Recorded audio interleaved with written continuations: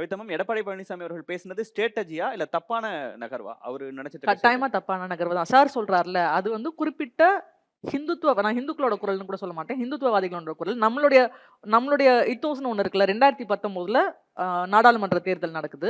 மதுரையில அன்னைக்கு திருவிழா நடக்குது. திருவிழாக்காக 2 மணி நேரம் தள்ளி வைக்கிறாங்க. அந்த போலிங்க. 8 மணி வரைக்கும் அங்க போலிங் நடக்குது ஈவினிங். எல்லாரும் வந்து மீனாட்சியை பார்த்துட்டு சு வெங்கடேசனுக்கு தான் ஓட்டு போட்டாங்க. நம்மளோட இது தமிழ்நாட்டுடைய இது எத்தோஸ் அப்படின்றது அதுதான். அப்படிதான் நான் அதை புரிஞ்சுக்கிறேன்.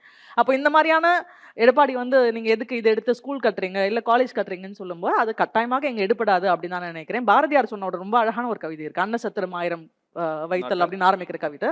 எல்லாத்தையும் விட மிக முக்கியமான விஷயம் ஆங்கோர் ஏழைக்கு எழுத்தறிவித்தல் அப்படின்றதான் முக்கியமான விஷயமா முன் வைக்கிறாரு. அது ஒரு பாலிசியா இருக்கு. சார் வந்து சொன்னாரு ஜெயலலிதா வந்து எப்படி அயோத்தியாவுக்கு ஆதரவாலாம் செயல்பட்டாங்கன்னு. பட் அவங்க வந்து ஒரு சீஃப் மினிஸ்டரா அதை ஒரு லிட்டிகேட் பண்ண முடியாது. மதமாற்ற தடை சட்டத்தை அவங்க திரும்ப வாங்கினாங்க. ஸோ அந்த மாதிரியான அவங்க ஸ்டேட்மெண்ட்ஸ் எல்லாம் சொல்லலாம். பட் அதை வந்து நீங்க ஒரு விஷயமா கொண்டு வர இன்ட்ரோடியூஸ் பண்ண ஒரு சட்டமா இல்ல ஒரு பாலிசியாவோ இன்ட்ரோடியூஸ் பண்ண வரும்போது அதை இந்த ஸ்டேட் ரெசிஸ்ட் பண்ண தான் பண்ணுச்சு அப்படின்னு நான் நினைக்கிறேன்.